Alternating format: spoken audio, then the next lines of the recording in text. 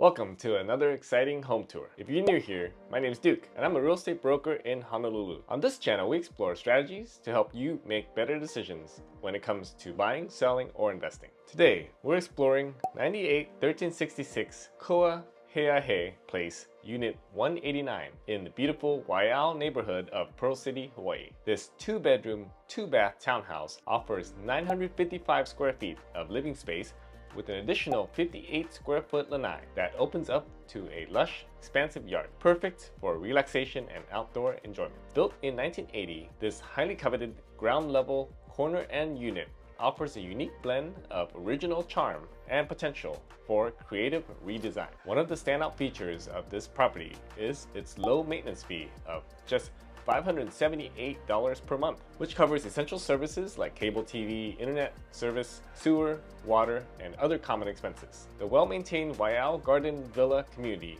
offers fantastic amenities including a barbecue area, car wash station, condo association pool, patio deck, and a recreation area. Plus, with its convenient location near freeway access, shopping, restaurants, schools, and parks, this home has it all. Ready to imagine possibilities? Let's dive into the tour.